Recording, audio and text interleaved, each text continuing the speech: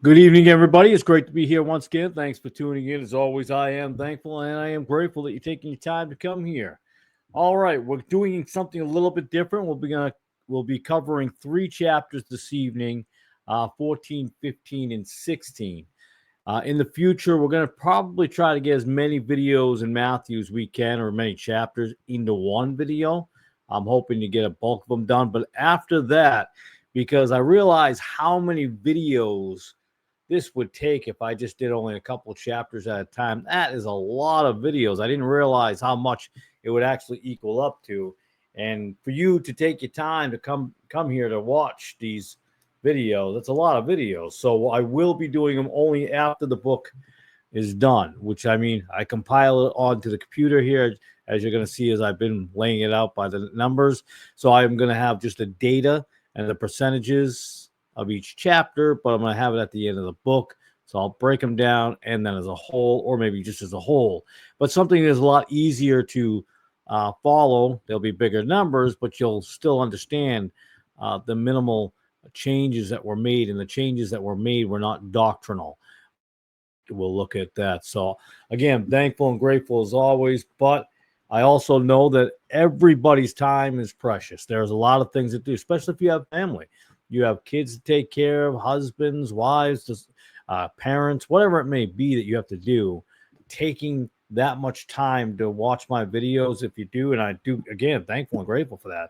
But I get it. So I'm going to try to condense them into one video every time I finish it and transfer everything onto the computer.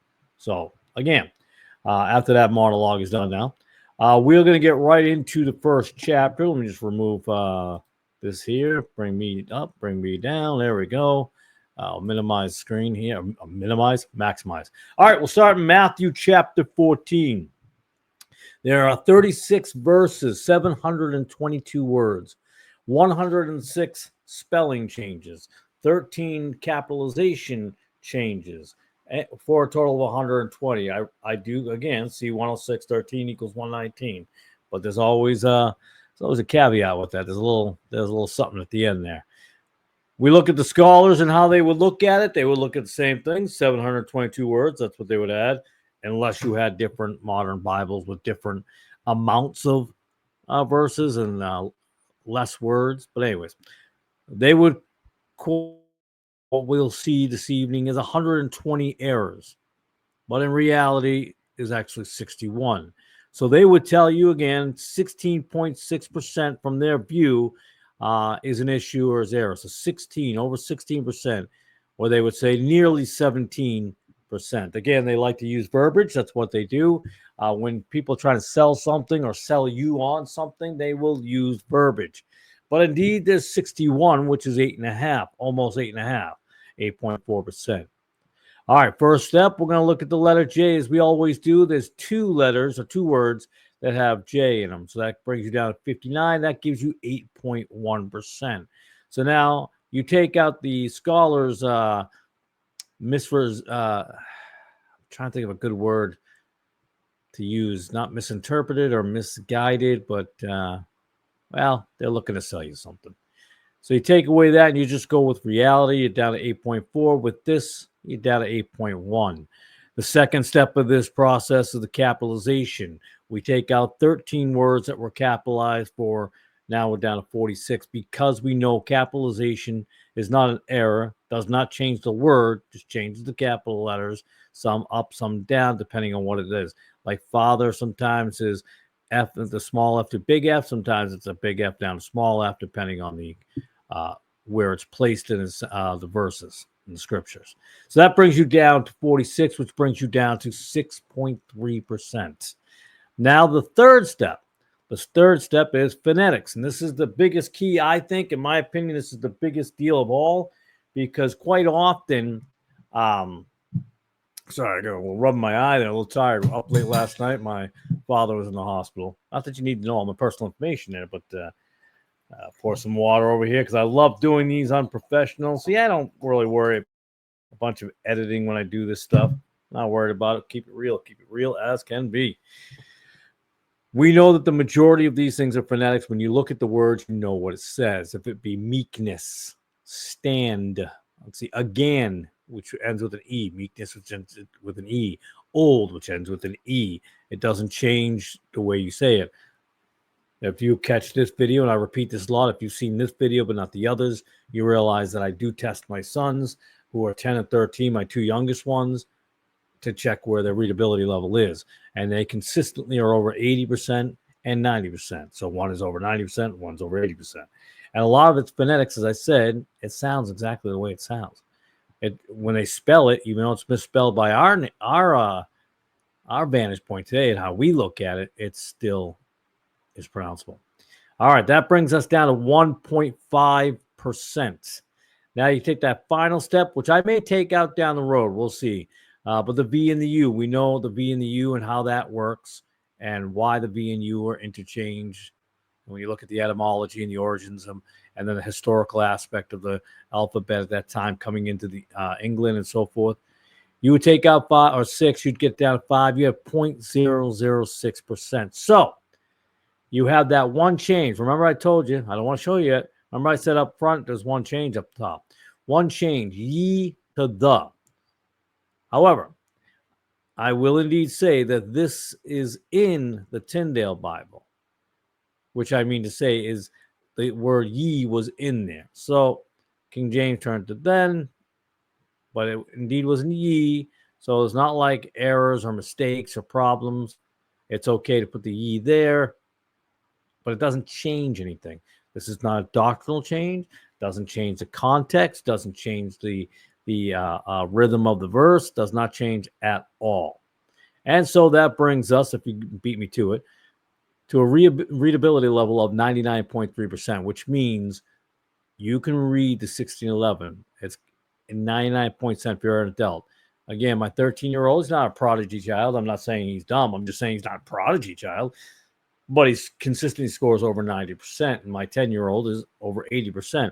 And this is not to mock anybody, like I've said before. This is to continually point out the fact that too many people, too many adults have been told and believed a lie that they're unable to understand the 1611. My problem with the changes today, we make it slang and modern and this and that.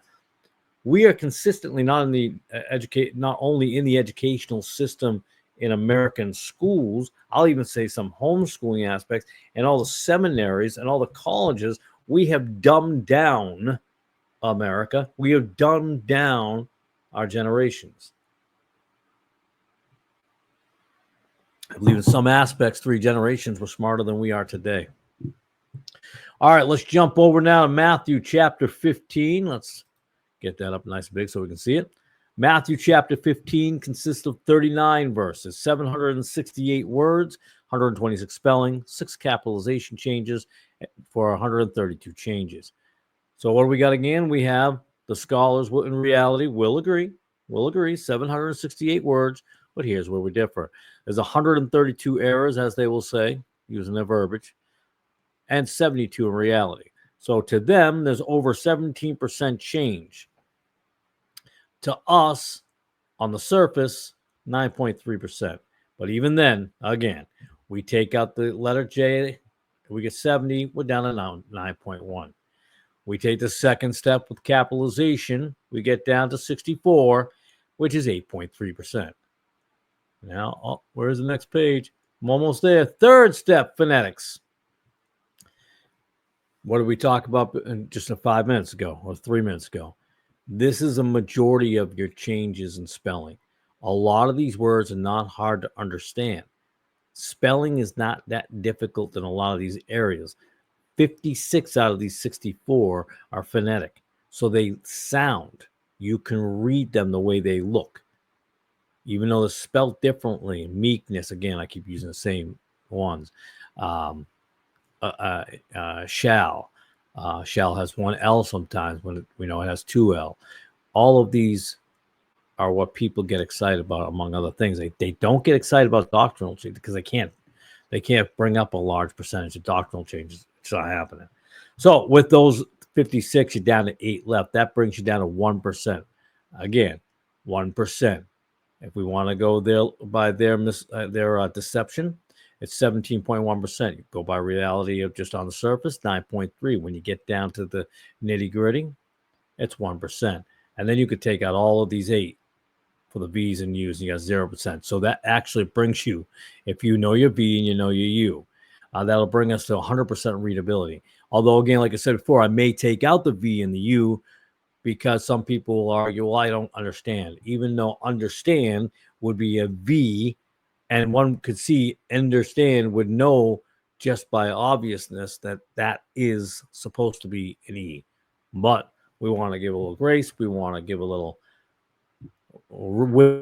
opposition. Why not?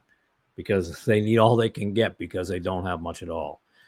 All right, now we get into Matthew chapter 16. We have 28 verses, 688 words, 121 spelling, 13 capitalization changes for 135. I know, 121 plus 13 doesn't equal 135. I gotcha. Scholars, 688 words. Us regular folk who know how to read a Bible, 688 words. They will claim again 135 errors at 19.6% of the chapter being an error. When you look at the surface again, 9.5, same thing.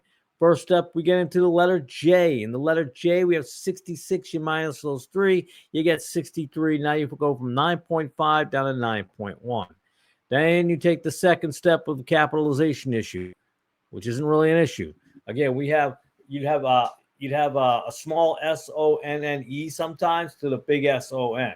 You know what I mean? Or father, it can vice versa. It happens sometimes. It goes capital F to small f or small f to capital F.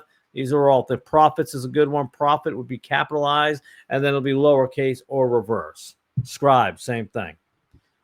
All right, so and that brings you 13 of them down to 50. Now you're at 7.2%. So now you've gone from 9.5% down to 7.2%. And what do we talk about every time? Phonetics. You take out 35 of those words that can easily be pronounced with no issues, even with the E in there. Like the word immediately has an extra E in there. Don't know why it's there, but it's there. It's always there. But you can read it. You would pronounce it in about 10 seconds flat. All right, that leaves you with 15. So that brings you down to 2.1%.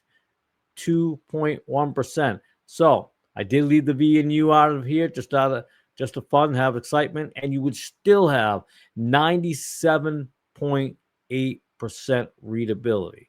Imagine that. You take out the V's and the U's, and this is what you get.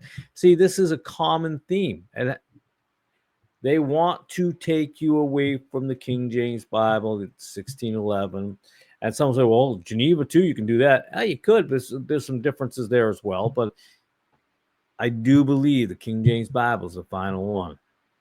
I really do. I am fine with calling it the final one. I know some folks want to update here and there, but I don't see the reason to do it because it's understandable the way it is. Why don't we actually teach people to read a word?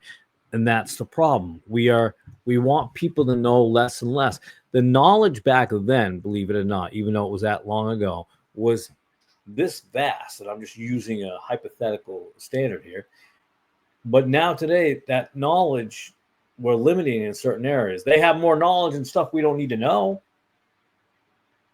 We've piled on so much extra stuff that you don't need to know. You don't need to know answers for, Family Feud or Jeopardy or Wheel of Fortune. We know more worldly knowledge than we've ever known in our entire lives. And yes, there's some stuff we should know behind the scenes, FBI, CIA, and all these kind of things. I'm fine. I get it. I understand. But yet our understanding of the Bible is more limited, I think, because we've added things. We've added extra. We've made it so complicated. And so today's scholars, again, remind me of the Pharisees. They remind me of the Sanhedrin sect. They remind me of the Sadducees. They remind me of the elite. They remind me of those councils that sit around amongst themselves and decide what we should understand. It's elitism. That's all it is. So when simple folks go, it's a lot easier. Well, you fell into the trap, in my opinion, of modern scholars of the fact that they are still elitist. and want to keep you down and want to keep you simple. They want to, and I'm not against Greek. I'm learning Greek because I enjoy Greek. The Greek I'm learning is not because of the Bible. It's just another language I want to. I know a little bit of French. I know a little bit of Spanish. I know a little bit of sign language, and I know tiny, little minuscule of Greek. But it's not because I feel I need to know them to be able to know the Bible. I know the Bible. I love the Bible. I love the King James Bible just the way it is. It is, in my opinion, as perfect as can be, even with its supposed errors. Like from. In one area, it's FRO, and they forgot to put the M. Okay. Read the verse. And sometimes, yes, a lot of times actually, the definition is within the chapter or within the paragraph or within the verse. Sometimes you have to look it up in the dictionary. I'm not opposed to that either. I have a Webster, I have a regular, I have a 1957 one up there. Okay. I have a Hebrew dictionary, for crying out loud. I don't know why I ever bought that, to be honest with you. I must have got that a long time ago. All right. With that, look, these videos are even shorter now. We just went through 3 chapters. We minimized it. We got rid of all the words to go through every single word, which maybe we'll do in a summary at the end of each book. But wasn't that easy? Well, we got through that a little bit faster. And now you had to spend less time listening to me. We're almost 17 minutes in. So with that, listen, I appreciate your time. I really do. And like I said, when we go down the road, we're going to condense it further, make it a lot quicker, to the point, and simplistic. I felt like by putting all the words and doing some extra stuff there, I felt I was becoming a bit too scholarly. I'm like, let's not inundate with all these words. Let's keep it. And personally, I like seeing it, but I know the majority of people are like, well, just give me the facts. Just give me the straight facts and the data on it. And there you go. That's the data. It's undeniable. Why is it undeniable? Because right there. Doesn't take a lot of genius to figure it out. It takes a lot of time to go through it and match it. But all right, with that said, thank you very much. As always, I am going to get rid of that. I'll get rid of that, get that up. And I'm going to awkwardly sign out because that's how I always do it, because I'm never good at like looking at the camera and just being able to hit the end record button. So thanks again. I do appreciate it. And I will see you in the next video. God bless and have a great day.